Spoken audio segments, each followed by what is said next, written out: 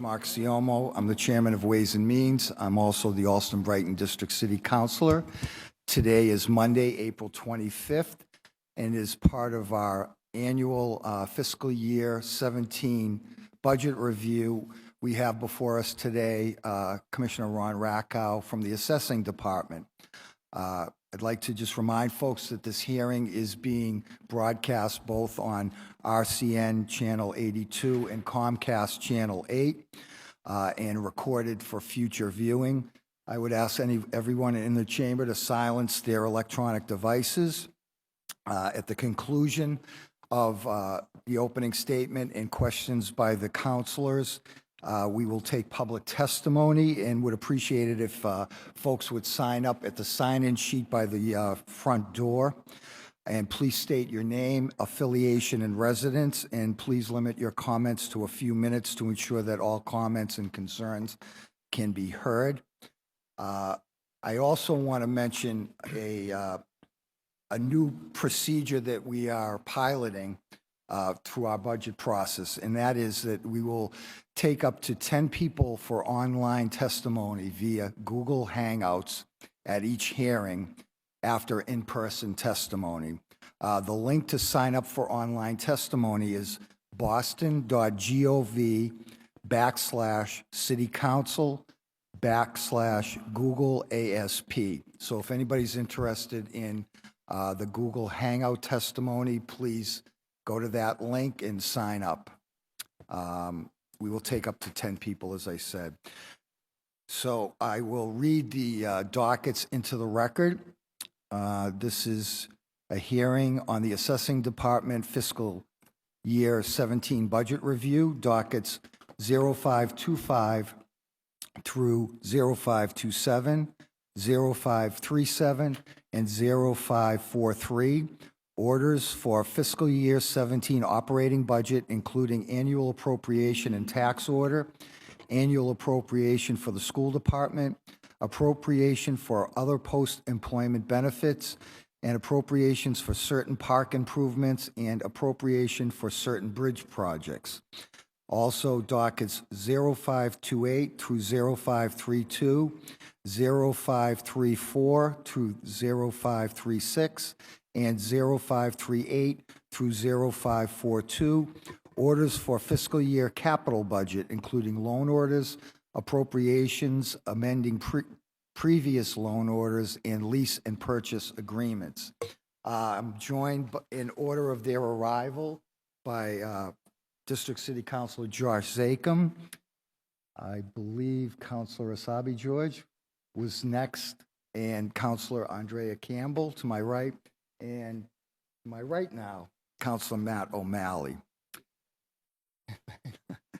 And we're here with Commissioner Ron Rackow. So at this time, I'll turn it over to you, Commissioner. Thank you, Mr. Chairman. And for the record, my name is Ron Rackow. I'm the Commissioner of the Assessing Department, and I'm assuming that department heads aren't eligible for a Google Hangout for testimony. So when you're not testifying here, you can't. Okay, all right. So maybe I'll avail myself of that when some of my colleagues are up here. You can't advocate for more money for your department, though. Okay. So I'm here today to present the fiscal 17 budget for the Assessing Department. The Assessing Department is responsible for administering the property tax for 160,000 real estate parcels and personal property accounts in what has been recently a very challenging and active real estate environment. We are also in charge of the excise, administering the excise for motor vehicles and boats. Fiscal 16 was a very challenging year for us in that it was a revaluation year. So we've completed that project, and those new values are out on the street. Looking forward to fiscal year 17, the Department of Revenue requires that we still keep up with the market and index or trend our assessments to keep up with the market changes, which we anticipate we'll be doing, and we're in the process of working on that right now. For fiscal year 17, we're projecting property tax revenues to eclipse the $2 billion mark for the first time ever. It didn't seem like it was that long ago that we went over $1 billion, but now here we are going over $2 billion. We're now accounting for 68% of all city revenue. We're looking at over $90 million increase due primarily to Proposition 2.5, both our 2.5% increment and new growth to the tax base from a lot of the construction activity that's going on. And last, I'd just like to recognize, one of the things that we've worked on very hard as a department is our abatement numbers and keeping down those and responding to taxpayers, but also trying to spend a lot of time and effort getting the values right the first time. And as a result of those efforts, we've actually been able to reduce the percentage of the levy that goes towards paying abatements to the lowest level it's ever been, 1.8%. Just to put that in perspective, as recently as 2004, the city was setting aside about 5% of its levy to pay for abatements and overlays. So when you think that each percentage point of levy equals $20 million, that means that over $60 million now is available for expenditure in the general fund that used to be reserved to pay abatement claims. So a lot of time and effort of the staff went into that, and I'm very thankful for their efforts, and I think that's a real great positive financially for the city going forward. So without drawing on too long, I'll just turn it over to you for questions, Council. Thank you. Let me also recognize that we've been joined by District City Councilor Frank Baker. You just mentioned about the reevaluation year, and everybody saw tax bills pretty much, some increases, some decreases, as we've talked about in the past. Can you explain the next reevaluation and what the process is for that? Sure. So, Councilor, under current state law, the city has to go through a Department of Revenue certification and do a revaluation every 3 years. So we did one in fiscal 13, and then the most recent one was this year for fiscal year 16. In the years in between revaluations, the Department of Revenue requires us to market index or trend assessments, which is a less rigorous process, but still takes a lot of time. But I will say that the governor had a municipal efficiency package that he put forward this year, and one of the provisions in there would extend the time between revaluations from 3 years to 5 years. So if that were to occur, that would, it's both good news and bad news, I think, for us. I think the good news is that we would have the revaluations less frequently. So I think there might be some efficiencies that we can gain there. But it also means that those indexing years that we do in between really need to be more precise, and we need to really kind of up our game on those some. So we're already studying that. So we could be going to a 5-year revaluation cycle as early as fiscal 21. Okay. Yep. And that would be subject to this budget season that they're Yeah, going or through right actually, now? it's independent legislation, but I believe it has got a favorable recommendation for the Revenue Committee. So Great. Yep. And you did mention the need for reserves and overlays for abatements, and I know that as we go through every year, we don't go so far back. How much do you think you return to the general fund or to the fund balance from previous overlays? I think starting in 2003, I think the number now is in excess of $300 million that we've returned in overlay surpluses during that period of time. And just to clarify, and so when we budget for this year, when the mayor submitted his budget for this year, the overlay is less, or the payment, the budgeted amount for the overlay is a lot less now than it had been in previous years, which frees up more money for operational expenditures. Right. So the overlay for this year is right around $38 million. And that's the reserve. So if we were still putting aside 5% of our levy, we would be over $100 million. Wow. So. Wow, that's very good news. Let me pass it on to my colleagues. Let me recognize Councilor George Zakem. Ron, nice to see you. Thanks for the work you do. I know my office and some of my constituents have been in touch a lot with your team this past year. I guess I don't have too many specifics on the department budget. I mean, I think obviously assessing generates far more funds than is spent on it. But the one item I would like to raise, I know we've discussed this in the past, is that, as taxes increase, as the market increases, there is definitely a concern, I think, especially amongst folks in some of the downtown neighborhoods, seeing very dramatic. Last year I think there were some properties with 100% increases. Obviously not in the rate, but in the amount that they're paying in taxes. And I think there is definitely a sense, and I think something that we maybe need to work on communicating a little better is that the fairness of how properties are being assessed across the city. Because I hear mostly from a lot of commercial tenants, small businesses, along Newbury Street that are, on their triple net leases, they're paying the property taxes. These are not often, these aren't the big landlords that I think we're talking about. I think, I understand that we have to have the formula, we have to be fair to everyone, but I do think there's a perception that a lot of the increased revenue is coming on the backs of, just a couple neighborhoods or just a couple of blocks. And I know the work that you've done to get out there with the Back Bay Association in particular has been very helpful, but if there's anything else we can do to help it, to make it clearer to folks, what the reasoning is,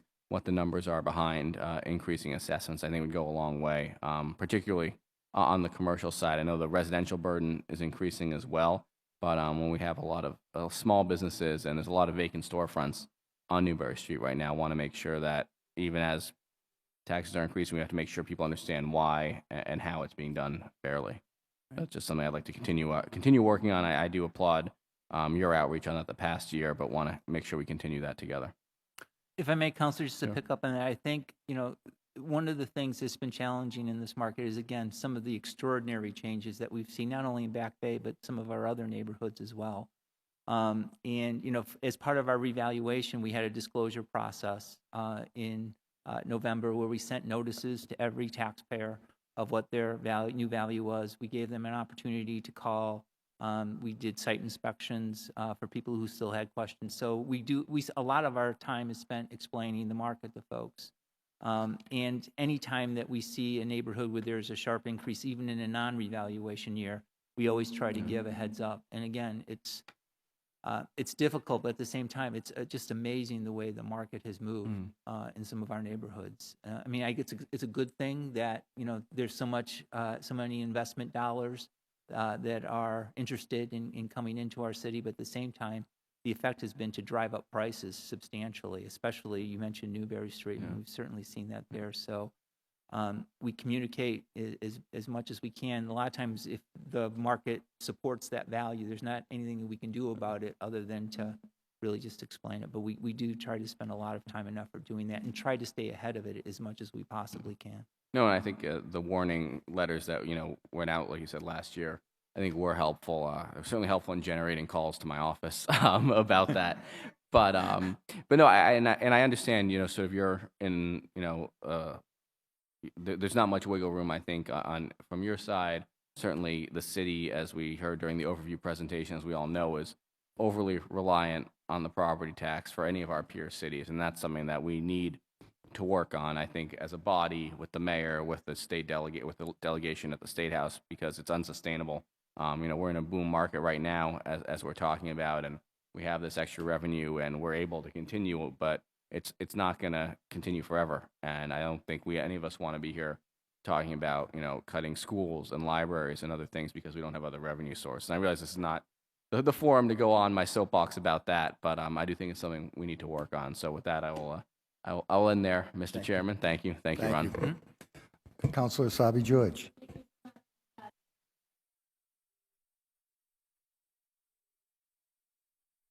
We're sending out assessment bills.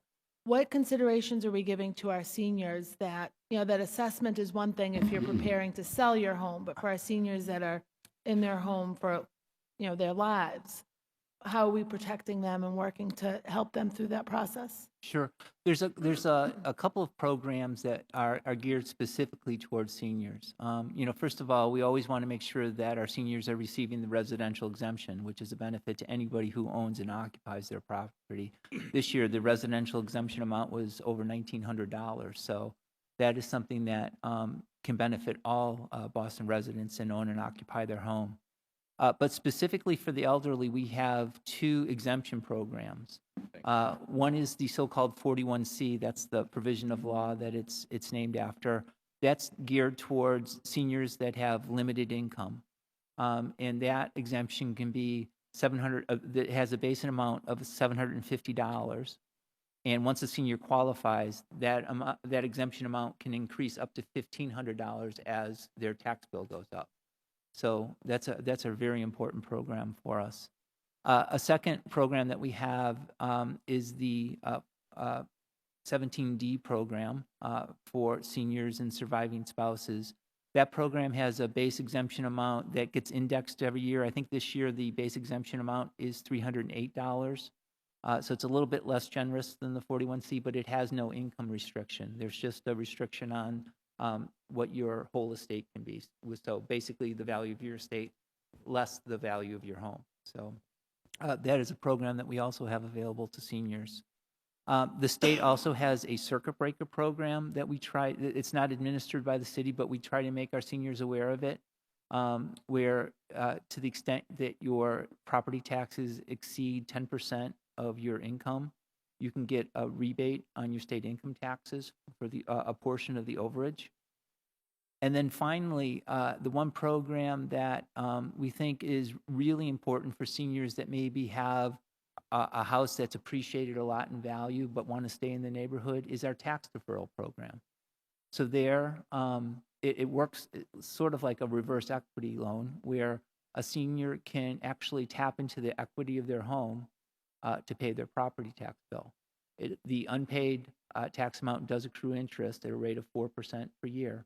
But for a senior who maybe bought their house a long time ago for $100,000 and maybe now it's worth $800,000, it's a way for them to benefit from that appreciation, tap into that equity, and keep their property tax burden low. Great, thank you. I have a number of questions about our pilot program. And when we talk about creating, being creative about our revenue, I'm curious about the role that pilot could play in that. What is the current assessment of the land that's currently owned by nonprofits in the city of Boston? Well, Counselor, I don't know that one off the top of my head. One of the issues with all exempt property is that since exempt property doesn't pay taxes, we have scarce resources in the assessing department, so we try to focus those resources on the properties that are paying taxes. We did do an effort, I want to say it was back in 2010, where we looked at the hospitals and universities, and we did reflect the data for all of those institutions. And as a result of that analysis, we determined at the time that if all of those properties were taxable, at the time it would have yielded about $350 million in revenue, which is about roughly half the size of our commercial tax base at the time, if that is helpful. Well, and that's certainly helpful, 300. And I know that we as a city have wanted to collect a small portion of that $350 million. And certainly a small portion of that would support some of the work in your office to make sure that we're able to collect on that. I think that it's certainly something that we have to, I think, more aggressively look at and discuss as we talk about revenue, as we talk about the burden on the residents of the city of Boston. Very good. I have some more questions, but I'll allow my colleagues to move forward and certainly come back. Thanks. Let me recognize that we've been joined by Councilor Tito Jackson, and now let me recognize Councilor Andrea Campbell. Thank you, Mr. Chairman. And thank you, Commissioner, and your team, and thank you for being here and for all your hard work. I only had a couple of questions. So it's interesting to read about the abatements. And why are there so few abatements in terms of applications? What explains that? As someone who just applied for an abatement. Yeah, full disclosure. I think there's a number of things, Counselor, that, first of all, it didn't happen overnight. It happened over a long period of time. I think, when I first took over the department, we had 11,000 or nearly 11,000 appeals at the state appellate tax board. Now, the appellate tax board is set up where if a taxpayer files an abatement and they're unhappy with the city's decision, they can make an appeal to the ATB. So we'd actually looked at our assessor time, how they were spending their time, and they were spending 2/3 of their time working on abatements and appeals, and only 1/3 of their time trying to get the assessment right the first time. And that didn't make any sense to us. So we worked very hard over time to really reduce the outstanding appeals that we had out there and focus a lot more effort on getting the value right the first time. And just over time, I think we've improved our assessing practices quite a bit. We've tried to be very responsive in the abatement process. Right now, any residential taxpayer who files an abatement automatically will get a response and an inspection if they wish. The commercial, a lot of times they have multi-year filings, but we always try to get to the first-time commercial filers during the abatement season.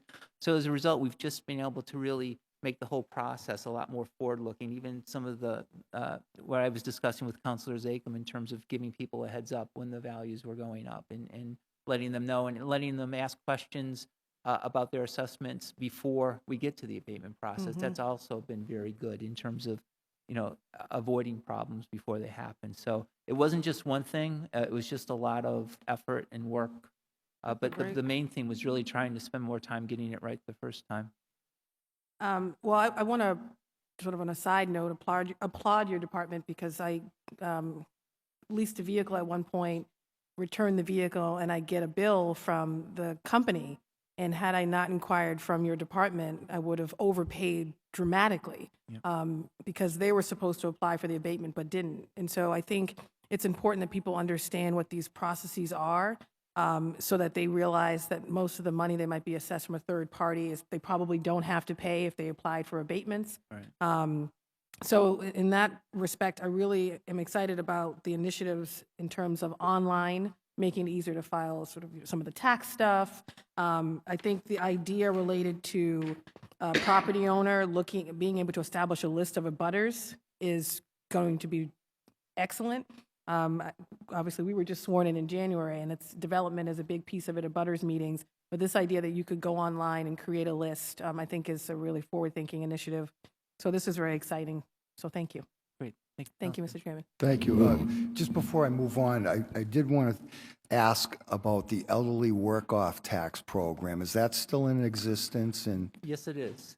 just wanted to, because there is another program available to elderly as well that I just wanted. Did you want to just briefly? Sure. So elderly taxpayers have the option. They can actually come in and volunteer and do some work for the city. The program's actually run through our elderly commission, but we certainly are partners with them in that.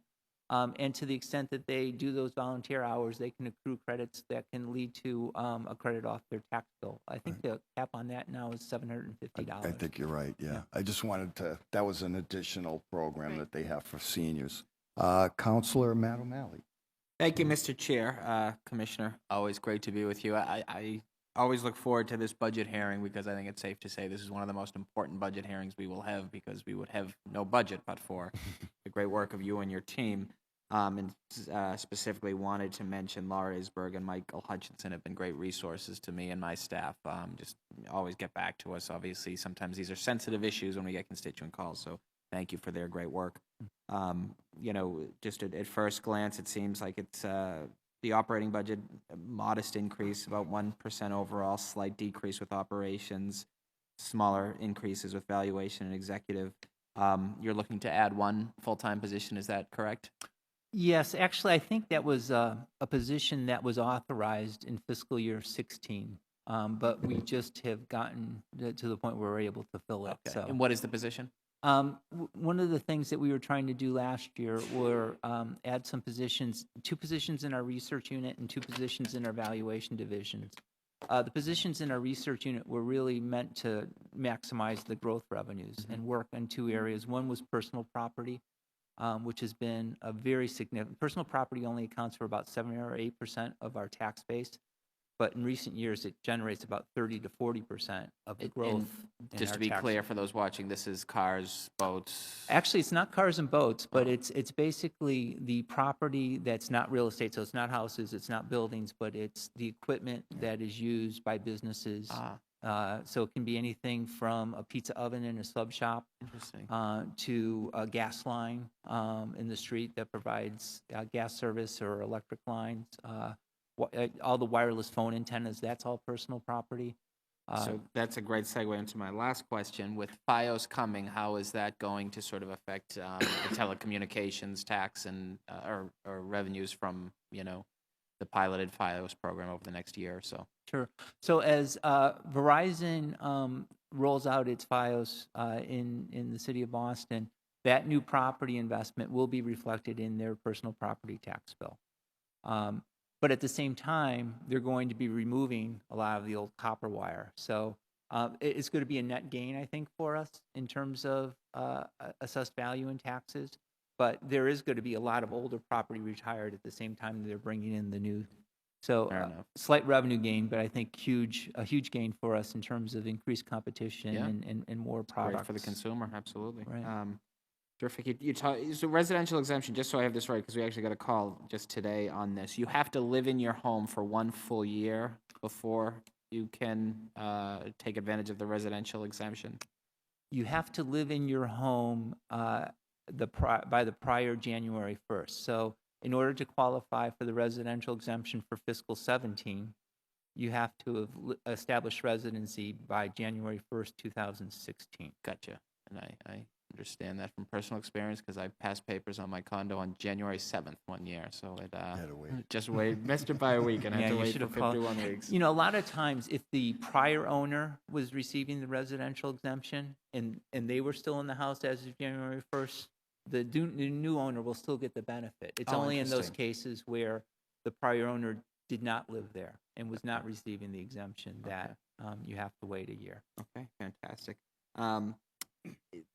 You and I spoke after Veterans Day. I did a roundtable in Jamaica Plain on veteran services, and there was one question that I actually thought was interesting, and then it's a good opportunity to follow up on it, where there was a disabled veteran who was receiving an exemption for that, as he or she should, yet it was all public knowledge, and that seemed unnecessary. And I remember you and I were speaking about you have to for certain clarification, but you're going to look into maybe making it less expressive, and has there been any work on that in terms of just changing the designation for public consumption? We have thought about it, Counselor. The problem that we have and the challenge that we have is when we grant an exemption, that's actually an abatement.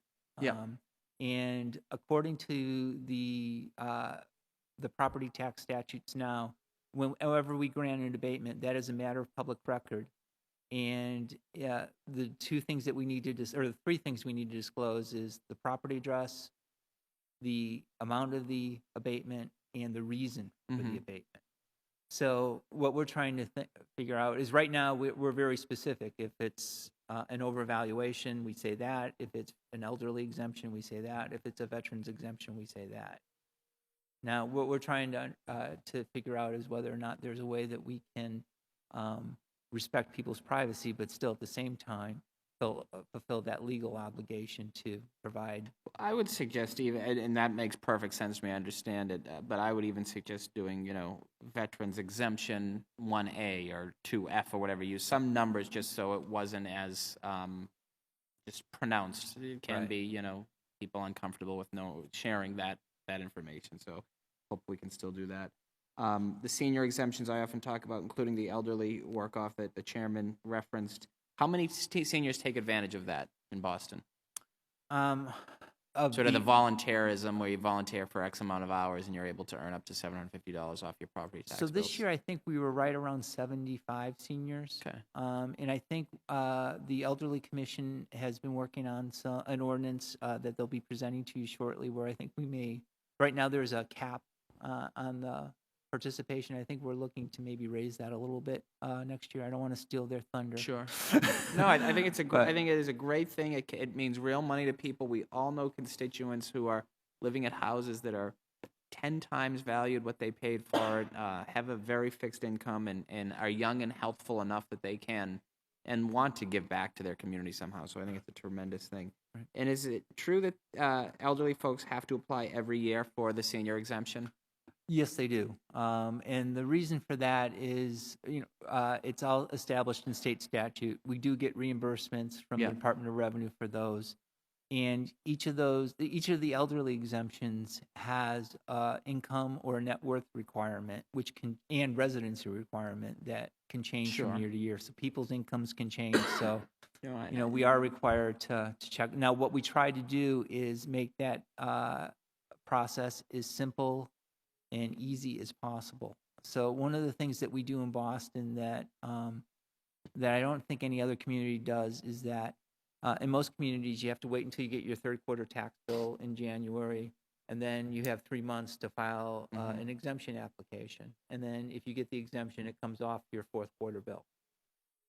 In Boston, we actually have a renewal process. So if you received, let's say, an elderly exemption this past year, during the summer, we'll send a renewal application out. So the taxpayer has the ability to give us their information, and then we can pre-approve them so the amount comes off the third quarter tax bill. And it's sent to them. They don't have Sure. to come into City Hall to get it. So just the extra reminder from you guys. And do you have statistics to show sort of the compliance that continues all the way through? In other words, do you have data which proves the point that we're making sure that people know that A, they have to reapply for this, and B, we make it as easy as possible? Yeah, I mean, we do a couple of things there. Even after we send out the exemption application, if we don't receive it back within a couple of months, we send out a second. A lot of times, if we don't receive it back after sending out the second application, a lot of times we'll follow it up with a phone call. Okay. And that's where we'll find out where either somebody Someone forgot, can move, sure. or somebody moved, or somebody's income went up, or something else changed in there. Terrific. And then finally, Councilor Asabi George touched on the pilot. I know this is something that we have all been grappling with, and our predecessors as well. This is the last year of the 5-year ramp-up of a group that was put by prior Mayor Tom Menino and yourself, and I think Steve, our former colleague Steve Murphy played a role as well. And what we've seen, and correct me if I'm wrong, is that universities, hospitals, and health centers have been meeting and surpassing their marks. It's been the colleges and universities who haven't been. And so while we're at an increase in the number of pilot contributions we've received, the percentage has gone down to about 67% compliance. And then how will that change next year when this 5-year program is over? Well, lots of questions there. So everything that you've said was true in there. I think what we can't lose sight of is that we've had a pretty significant increase in the cash contributions that we're getting from our pilot contributions. In the year before the new program went into effect, we were getting around $14 million a year from our prior pilot program. We're expecting, this year, I think last year we ended up with about $28 million cash in pilot revenue. And we're anticipating we'll be around that amount for this year. So we've made a significant Sure. increase, not only in the cash portion of the program, but also in the services that we get from our exempt institutions, which we also keep close track of. But as you said, when we first rolled out the program, it's a voluntary program. Yeah. There's no legal requirement that our pilot institutions pay. So in the first year of the rollout, we had closer to a 90, I think it was like an 88% participation rate. And then as we went through the ramp up, the revenues went up, but the participation Yep. rate went down. So now we're right between 65-70% the last couple of years. And then so is this the final, in year 5 of the ramp-up, are these the guidelines that are going to stay? Well, it's the final year of the ramp up. The program is still continuing, but I think, as these participation numbers suggest, we still have work to do. Yeah. I think there's a lot that we can do in terms of getting additional services from our institutions. One of the feedback points that I get from them is that they have a preference for doing that. I mean, we need cash, Yeah. and we need the revenue, but some of the services they can provide can also provide relief to us, and it maybe a service that they provide is a service that the city doesn't have to provide. So I think that's where, in some of my conversations with Chief Sweeney and others, those are the areas that we're focusing on. But we're happy and to work with the council and have conversations, because we all think that, the pilot program is probably it's not probably, the pilot program we have in Boston is by far the best in the country. I get calls on a weekly basis from other cities looking to try to duplicate what we're doing here. So we have a great program, but at the same time, the program needs to get better. I would love to get up to 100%. Yeah. That may not be realistic in a voluntary program, but it's still a work in progress.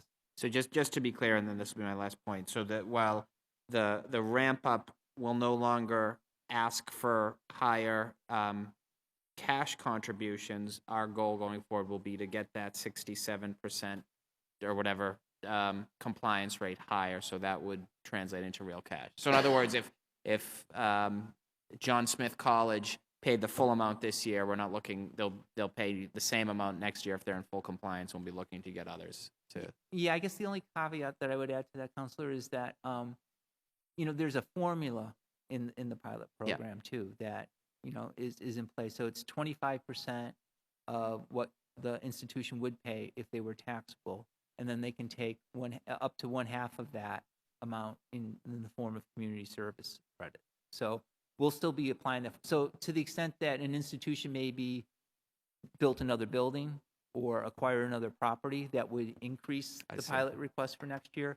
To the extent that they disposed of a property or something, then that would reduce it. So it's not just what they paid last year. It's still driven by that value formula. Fair point. Thank you, Commissioner. Thank you, Mr. Chairman.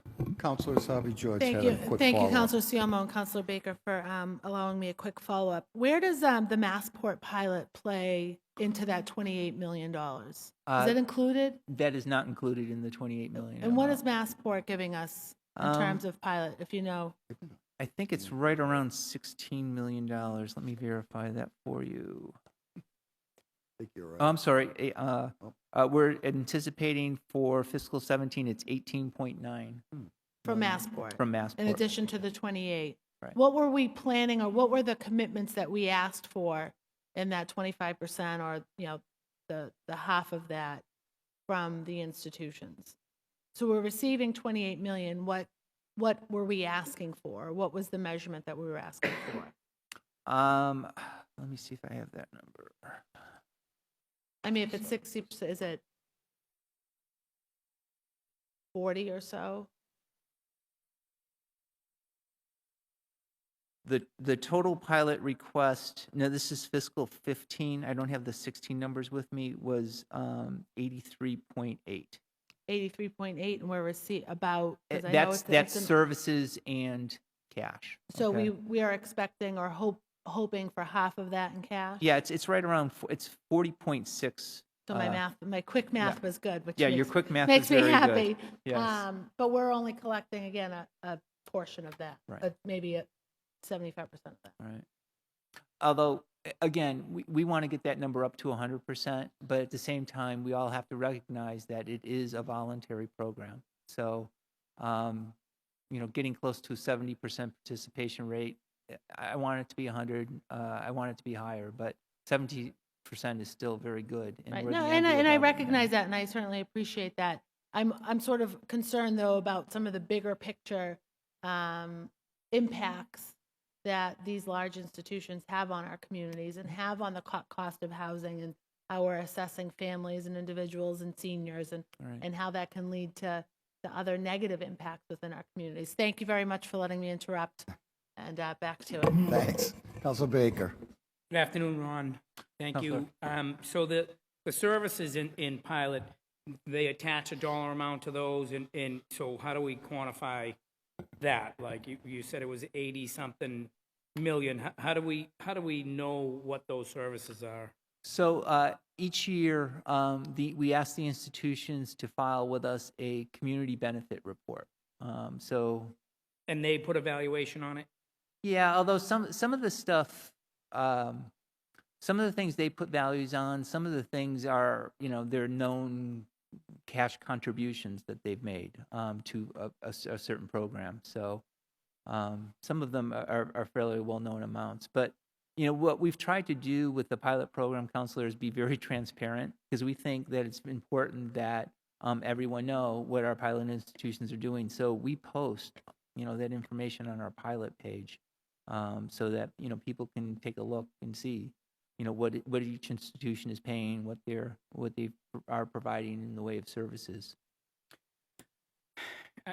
I have another question, but I can't really frame it in my head. And like as institutions expand and we lose those tax rolls, what is the plan, like in Alston and Brighton with Harvard expansion, where I am, you know, UMass is expanding and they say they're not, but they're looking at the globe. What happens if we lose that tax revenue to UMass? Like, do we just have to absorb that and figure out other ways of paying for things, correct? There's no way that we can say to, and I'll use UMass as an example, the Globe is paying X amount of dollars. You guys end up with the Globe. How are we going to fill that hole? There is no legal requirement that an exempt institution, when they take a property off the tax rolls, reimburses the community for that tax amount. And I think UMass Boston, when they, you might recall a few years ago, they bought the Bayside. Yeah. And so they actually made a pilot payment and continue to make a pilot payment for the Bayside, which was For the same amount? it was not for the same amount, but it was a fairly significant pilot payment. It was very significant because, generally speaking, the state colleges do not make pilot payments to their host communities. So UMass Lowell does not make pilot payments to Lowell. UMass Amherst does not. So it was a pretty significant gesture on their part at the time. And are they still paying on that land? I believe they are, yes. Okay, because that was a lost opportunity over there for the city. If that had gotten built out, the tax revenue would have been, I mean, it would be tough to say because we never got to it, but. We share your concern, Counselor. Yeah. That's why we approached them at the time, and then we saw that they were purchasing it. Oh, good, so. good. Can you, abatements and exemptions, tell me the difference. Like abatement, I think that my property shouldn't be paying as much. That's an abatement. I fight that assessment or whatever. What's the difference between abatement and exemption? You know, that's probably good enough Okay, in terms of a distinction. When a lot of times when we speak about abatements, you know, people generally think that we're talking about when somebody says my value is too high. But if an institution comes in and claims that their property is exempt, that is also, we grant them an exemption, but that exemption results in an abatement. Or if an elderly taxpayer qualifies for an elderly exemption, they get an It's exemption, also but an then it abate- it's an results in abatement. abatement. Okay. Right. And back to that, the elderly piece, you had talked about deferring the property taxes for an elderly person. They can tap into their equity, meaning, so that's someone on their own going out and getting home a loan on their house and not paying taxes on it, or do we have programs? No, we actually have a program with the City of Boston. So you fill out a pretty straightforward application with us. And so that we basically will process that abatement, Mm-hmm. and then it accrues interest. So the collector treasurer keeps track of that. It accrues interest at 4% a year.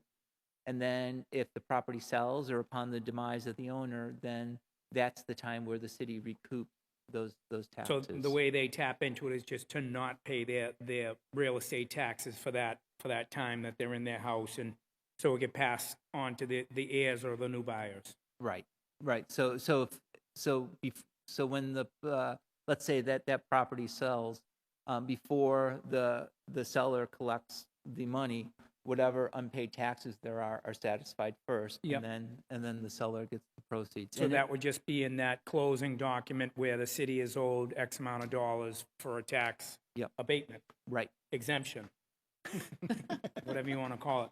There'll be a Contracted, quiz later. yeah. Contracted services, Ron, $371,000. What's within that contracted services? There's a number of items in there, but I would say that the two main drivers of those expenses are litigation at the Appellate Tax Board. And we have several very big cases in the personal property realm. One is with NSTAR Electric. They've challenged their assessments going back to fiscal year 2012. We have a case with Verizon pending right now. Previously, we had cases with Boston Gas. What's the case with Verizon? They're claiming two things. They're claiming that their tax rate, they should not be taxed at the higher commercial tax rate. Why? For their stores or for their poles? For their poles and wires, and for that equipment. They're claiming that personal property should not be part of the classification system. It's a very esoteric constitutional claim, but that is something that they are also claiming overvaluation on their property. And I will say that And when you say property, their poles or their... their poles and their wires, underground conduits, that is the personal property that they are taxable on. So are they withholding taxes now, or they're just paying it and it's in court? They're paying and it's in court. Okay. Thank you.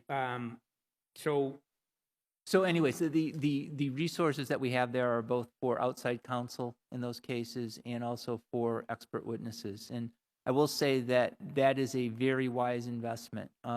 In the NSTAR case, I think we had somewhere in the magnitude of, just in those 3 years, probably $50 to $60 million at stake. And as you can imagine, NSTAR is hiring a lot of attorneys and a lot of experts, so we need to be well equipped to go into court.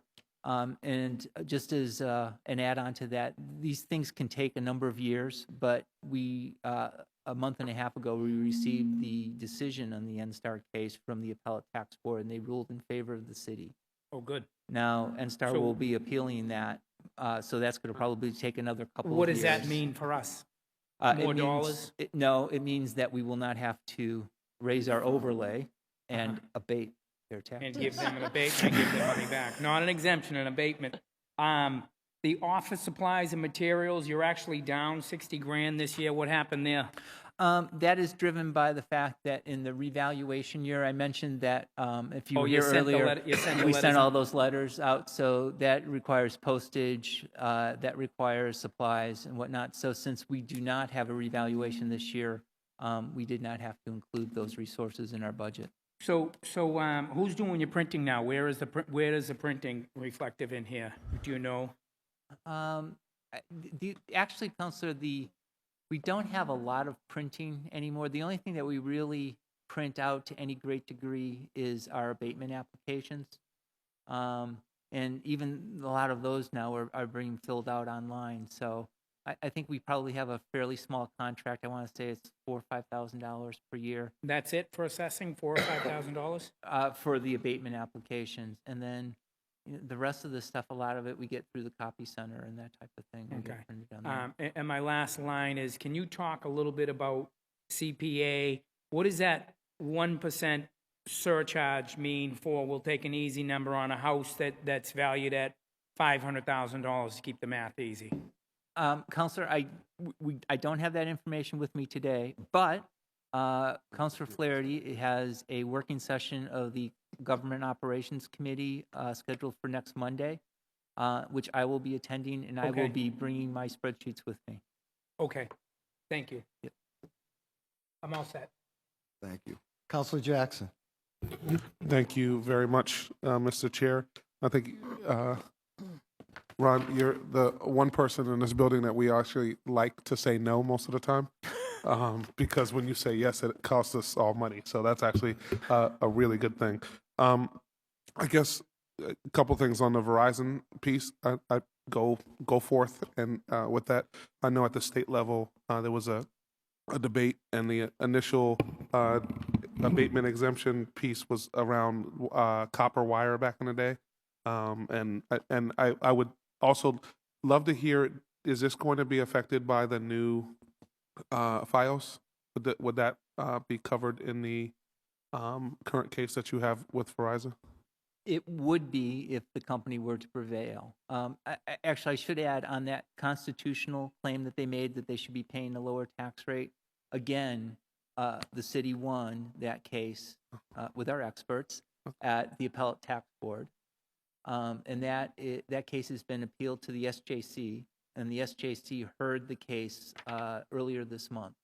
So we expect a decision on that shortly. But, I mean, that case, if would not just apply to Verizon's personal property, it would apply to everybody's personal property. So that's why it's very significant, and we're very focused on it. Okay. In the budget book, I just wanted some clarification. So we went up. We took the 2.5%. We went up 2.5%. But there's a line on page 129 in the revenue estimates.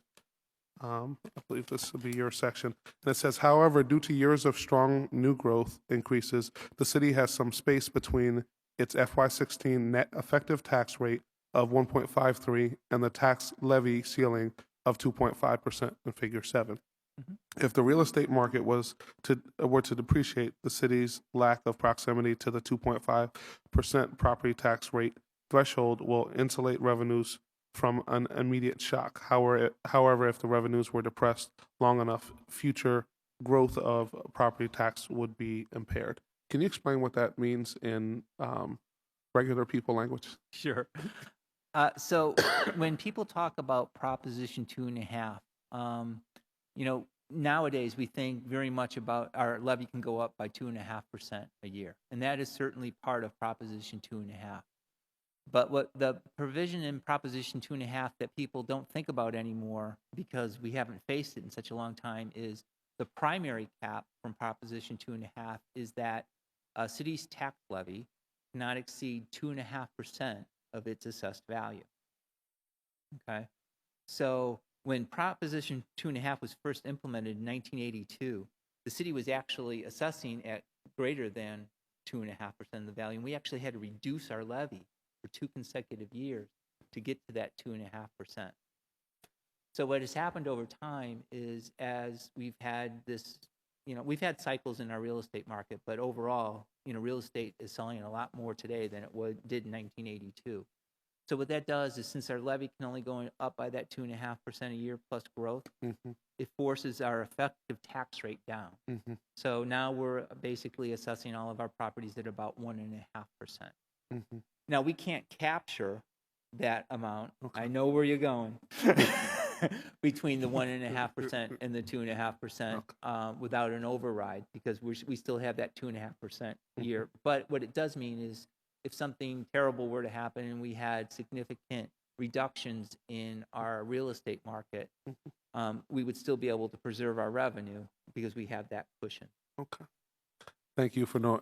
You know exactly where I was going there. So, I guess my other question would be around 121As and how that gets documented, and the math that goes into 121As. I know that in other governance models, councils like ours are able to vote on things like 121As. That is not the case in the city of Boston.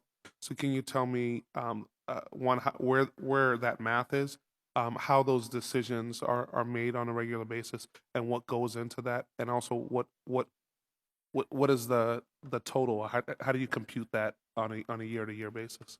Okay. Lots of questions in there. Let's start with the governance. So when you talk about property tax incentive programs, 121A is one. There are also TIFs, STAs, and whatnot. I was going to get there too. Yeah. So on the TIFs and the STAs, the council does have about 121As. Those are all handled through the BRA and the BRA board.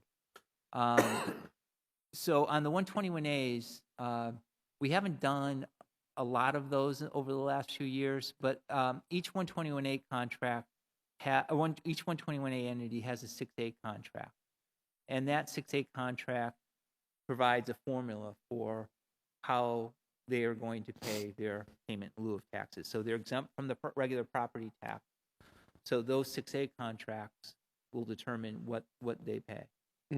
So how do you, so is there a board that does that, or who makes that determination?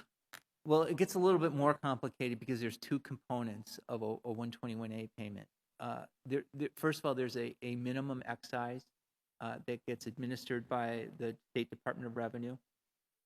That is equal to 5% of the income of the 121A corporation and 1% of the assessed value.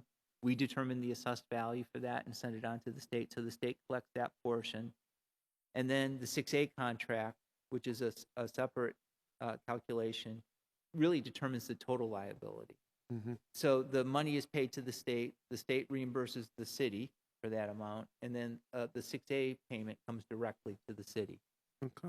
But in answer to your question, we work with the collector treasurer's office, so each of those contracts has that payment formula in it, and that is used to determine the liability.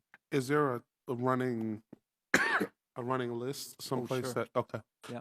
And then for TIFs, tax increment financing, what the city's portion of that is generally the real estate tax, essential forgiveness, or if that's terminology we would use.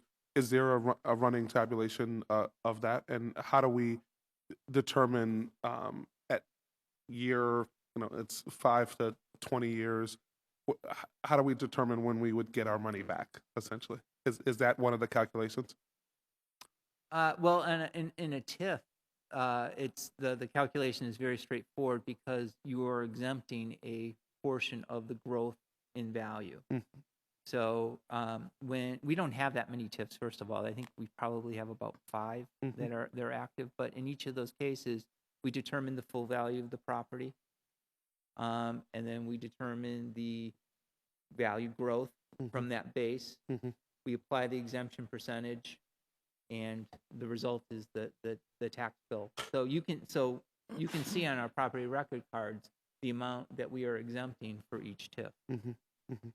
And so that one's a little clearer in terms of how that gets. And we also vote on those, and that would also be the same for STA. Yes. Well, actually, an STA, you're not doing an increment. It's an STA is as you know, you're exempting the full amount in the first year, 75% in the second, 50, 25. So. Okay. Mr. Chair, thank you very much for that you're saying no, and I do want to note your office has actually been really, really helpful, in particular with some of the organizations that do affordable housing, and it's been a lot to go literally for each house. And Mr. Chair, this is based on some of the housing can only go up, I believe it was like 5% per year. The valuation in the market obviously goes up higher than that. And on a literally unit by unit basis, Mr. Rackow's department was actually able to get us to the right place for these homeowners. So I just want to note how great you guys have been relative to that. Thank you so much, Mr. Chair. Thank you, Counselor. I just want, before I recognize Councilor Anissa Sabi George, Beacon Street was a 121A at one point, and it expired 3 years ago. I think that one, 3 or 4 years ago now, I think. Is that one of the most recent, biggest 121A that has expired that you Actually, can think there of? have been a few others. The Westin Hotel at the Convention Center was a 121B Okay. that expired, so that came onto the tax rolls.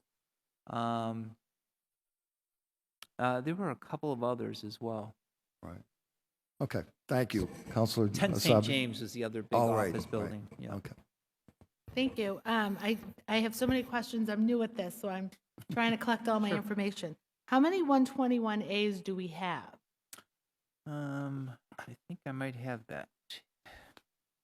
So currently there are, or as of January 1st of this year, there are 111 121A projects. And then how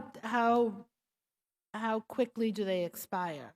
Under 121A, the minimum amount of time that a property can be subject to 121A is 15 years.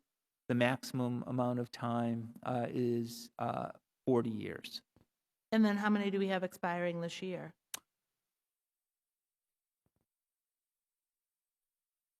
There were, in calendar year 15, there were 16 projects that expired. And for calendar year 16, there are 3. And then are we adding them at a similar rate, No. new ones? Are No. we adding any? The last 121A we did was for, there's a workforce housing project downtown here. No, well, I know it is the Murano. I think it actually may have been changed to a different name, but that is covered under a 121A just for the workforce housing and low-income housing components. There's also a hotel that's going to get built with that project, but that will be taxed under regular property tax. So we're like one a year, or? It depends. I mean, Yeah. some years we have 1, some years we have 0. I mean, I think Okay. overall the But so it's trend. very small numbers. Yeah, I mean, a lot of these were negotiated in the 1970s, 1980s. So, anything that was done in that time frame, the 40-year clock is ticking. And we frankly don't do them as often as they was. So I think as recently as 3 or 4 years ago, we may have had like 140. Now we're down to 111. After this year, we're going to be below 100. So. And you had mentioned before about that 6A funding. Does that go to the city's general fund, or does that go to the BRA? No, city.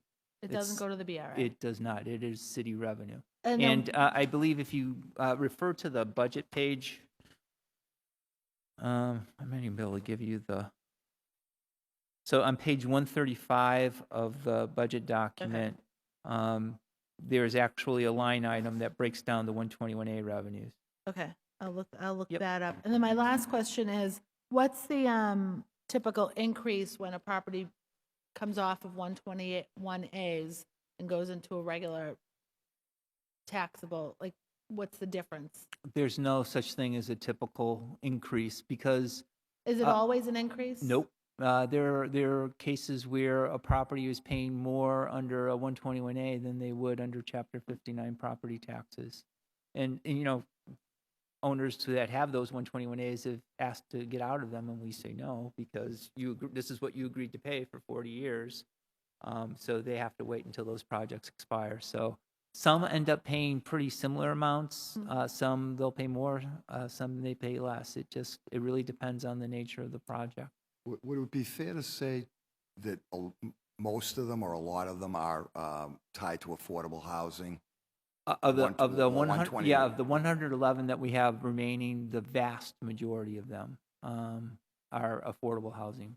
Sorry, Thank just you. want- No, yeah, thank you yeah. so much. It's been a look. productive day for me, Yeah. for sure. I've learned so much already. Right, right. Thank But you. that's why it's very important actually when we do the revenue projections when 121A expires. There's 2 transactions that take place. One is we have to add it to the property tax growth, which is the Mhm. good thing. But then we also have to take it out of the 121A realm. Right. Thank you so much. Mhm. Thank you. Great. I just want to echo the comments of all of my colleagues here for the work that you and your entire team does for the city of Boston, but in particular for constituent requests that we get all the time. Just within the last 10 days, you and I spoke about a constituent in my district. And usually it's every 10 days that I'm talking to you about a constituent in my district. But I just want to commend you the work that you do, Ron, on behalf of the city and your entire team at TRAC. And with that, I will adjourn this hearing.